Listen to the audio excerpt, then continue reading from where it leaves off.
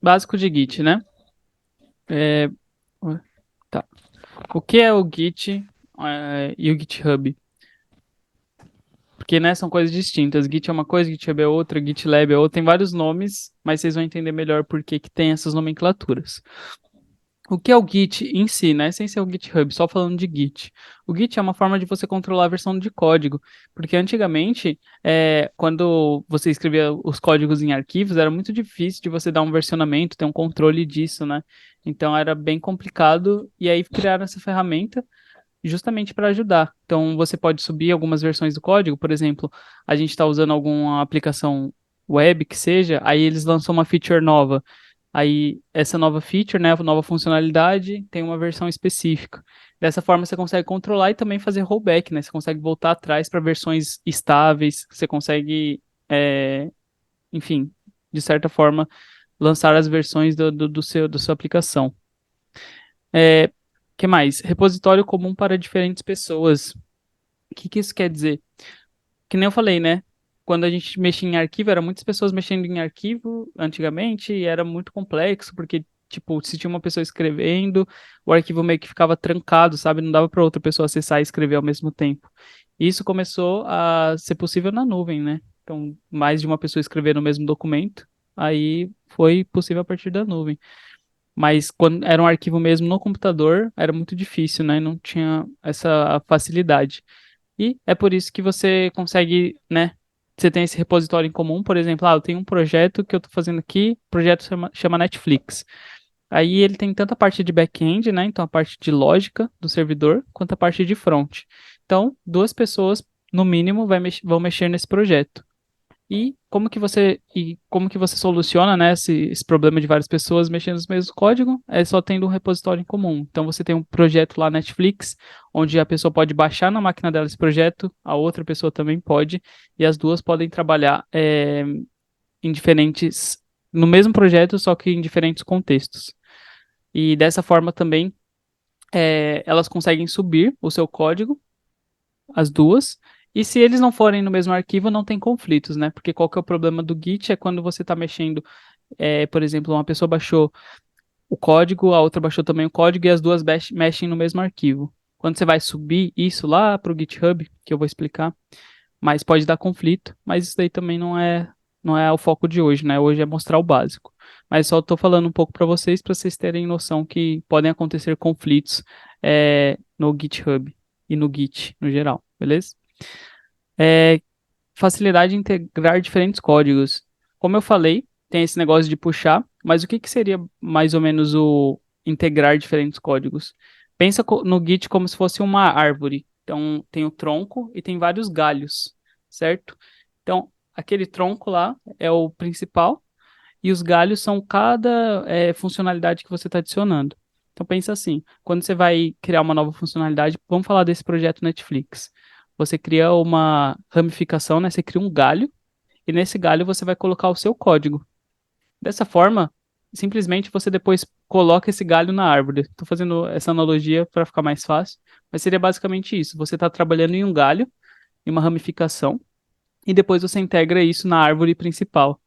Então, é muito fácil de você integrar diferentes códigos. Você tem as pessoas, cada pessoa trabalha em uma branch. O nome disso é branch que eu estou falando, tá? E aí, por exemplo, você tem branch para uma funcionalidade X, outra para funcionalidade Y. Dessa forma, você tem várias branches, vários galhos que você pode integrar na árvore principal. Essa é a facilidade, né? O Git traz essa facilidade para a gente. Isso tudo que eu falei é sobre Git.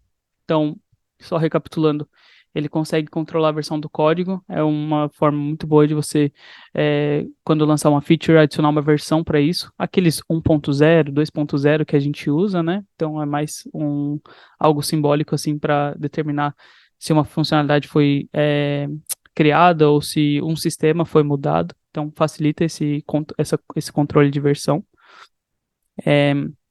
Repositório como para diferentes pessoas, é basicamente várias pessoas podem trabalhar no mesmo repositório, né? Então, isso é bem bacana. E a facilidade de integrar diferentes códigos é basicamente pessoas diferentes podem trabalhar em funcionalidades diferentes. No fim das contas, integrar tudo ao sistema principal, né? A branch, né, principal. Isso falando, fica até meio abstrato, mas eu vou tentar trazer alguns desenhos depois. Qualquer coisa eu coloco lá no Notion para vocês verem. Vamos para o próximo slide. Então, tudo isso que eu falei foi sobre Git. Então, o que que é o GitHub? É basicamente a implementação do Git com interface. Porque antigamente o Git era tudo num terminal. Então, pô, você ia fazer tudo pelo terminal, aí fica ruim, né? Às vezes tem coisas que são mais complexas de fazer. Fazer pelo terminal não é tão intuitivo, é contra-intuitivo, né? Então, antigamente o Git, ele era só terminal. Então, tinha um servidor lá na web, mas você só acessava essas coisas com o terminal, com a tela preta. E o que isso quer dizer, né, essa interface? Tem a ver lá com a Web 2.0. Então, o GitHub, ele lançou em meados dos anos 2000, acho que 2000 e pouco, 2005, se eu não me engano. E é basicamente a implementação do Git em uma forma de interface. Então, as interfaces, ela veio, né, para ajudar o usuário a mexer. Então, por exemplo, antes, quando você tinha uma tela preta para criar um repositório, para colocar seu código lá no servidor, hoje não precisa mais porque tem o GitHub. Vou mostrar para vocês só para elencar um pouco, só para visualizar, mas é basicamente essa plataforma aqui. Esse é o GitHub, né? Então tem aqui a página inicial, tem como você fazer o cadastro, enfim, tem tudo, todas as coisas aqui. Eu queria mostrar o repositório, o perfil de alguém. Ó, vou mostrar meu perfil aqui. Basicamente é aqui, ó. Eu tenho esses repositórios, então as pessoas podem criar esses repositórios, tudo aqui pelo GitHub. Então ela cria o repositório, aí outra pessoa pode baixar esse repositório, todo mundo trabalhar nesse mesmo lugar, beleza? Então, esse daqui é a interface, basicamente. Então, pensa assim, que é a interface justamente para tornar o Git intuitivo. Não tem erro. O Git é, é só ter essa distinção na cabeça. O Git era usado antes só em terminal, e o GitHub hoje vem com essa interface que tem suporte ao Git, que ajuda a gente. Mas aí vocês perguntam, porque quando você está lá no terminal, né, por que que você ainda digita Git? Porque o GitHub é só a interface, é você vai fazer no Git vai estar aqui dentro. Então, ou no GitHub ou no GitLab, então também tem outras ferramentas. Tem esse GitLab também, que é a mesma coisa, que é esse controle de código com interface, beleza? Então, isso daqui são basicamente essas interfaces para auxiliar o usuário, né, o desenvolvedor, quando estiver fazendo as suas alterações, quando estiver fazendo as suas coisas. Então, uma facilidade bem melhor que antigamente não existia e era 100% terminal. Hoje tem uma parte no terminal, mas depois ela vai para o GitHub. Então, quando ela está na nuvem, aí você resolve tudo por lá. Antigamente você fazia uma parte no terminal e continuava lá. E, enfim, tinha muita complexidade. Hoje em dia é bem mais intuitivo. E vocês vão ver na parte prática, eu vou mostrar um pouco como que funciona. Curiosidade, no Git é possível reverter qualquer mudança. Isso porque o Git grava um histórico de tudo que foi feito. Então, por exemplo, se você subiu algum código que trouxe um bug, né? Então, você pode voltar atrás. Se você fez alguma besteira grande, que você apagou tudo que você tinha, apagou os arquivos, você consegue voltar atrás.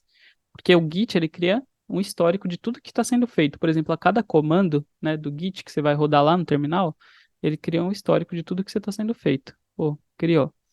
E se você quer voltar atrás de alguma coisa, você consegue, porque esse histórico está lá disponível para todo mundo. Beleza. Alguns comandos do Git que são úteis para o dia a dia e tudo mais. Vamos lá. Git add, então basicamente ele prepara os arquivos modificados para serem enviados ao repositório. Por exemplo, deixa eu abrir o VS Code aqui para mostrar para vocês. Então, por exemplo, peraí. Tá, pense que esse arquivo aqui é um arquivo que eu estou mexendo, né? Fazendo qualquer coisa aqui. Então, beleza, fiz isso. Isso daqui só está na minha máquina, né? Então, é algo que eu estou fazendo no arquivo no meu computador. Mas eu preciso mandar isso lá para a nuvem, né? Para o Git, para o GitHub. Preciso mandar para a nuvem para que outras pessoas possam trabalhar nesse mesmo arquivo. Aí o Git add, ele, quando você adiciona, né, o arquivo, então, deixa eu Essa seria já uma parte prática, mas é só para ilustrar um pouco melhor. Mas basicamente seria eu adicionar o nome do arquivo. Eu não vou fazer isso, eu deixo para a parte prática, mas quando eu faço isso, ele prepara esse arquivo meu modificado para enviar para a nuvem, para outras pessoas poderem pegar, certo? E beleza. Mas basta só eu adicionar o arquivo? Eu preciso dar uma mensagem para esse arquivo, porque não é algo, tipo, intuitivo só jogar o arquivo lá e a outra pessoa ver e, tipo, ficar pensando, nossa, o que que é isso? Aí para isso que serve o commit. Commit é basicamente você vai adicionar uma chave para esse arquivo que você adicionou e uma mensagem. Então, basicamente, essa mensagem você pode chamar, por exemplo, eu criei uma funcionalidade de qualquer coisa. E aí, quando a outra pessoa for baixar, ela vai ver o seu commit. Então, ela vai ver o que que você estava trabalhando. Eu criei a funcionalidade disso, disso e disso. A outra pessoa falou, legal, então esse arquivo tem relação com esse commit. Esses dois são relacionados. Tudo que você adiciona no Git, você vai dar um commit para esses arquivos. Você pode separar eles também, você pode tipo, fazer vários commits, né? Por exemplo, adiciona um arquivo tal, dou um commit. Adiciona outro arquivo, dou um commit. Tenha na cabeça de vocês que o commit é a chave e a mensagem de um arquivo ou mais. Então é mais para identificar. Então pensa como identificação. E por último, o Git push e o Git pull. O push ele é responsável por enviar as modificações para o repositório. Então, lembra que eu falei lá do GitHub? Você vai estar trabalhando com o Git no terminal até então. Então, esses comandos aqui são de terminal. Você vai primeiro adicionar o arquivo, você vai fazer um commit, e aí você vai dar o push. Quando você dá o push, aí já é na interface. Então, tudo que você vai trabalhar depois do push é na interface lá do GitHub. Certo. E o pull, ele é para fazer o download da mudança de outras pessoas. Então, lembre que eu falei para vocês que tem diferentes pessoas trabalhando no mesmo repositório. Quando você faz o pull, você baixa esse repositório para você e você consegue baixar todas as modificações dela também. Então, os arquivos que a pessoa adicionou e os commits que ela fez. Então, seria basicamente isso.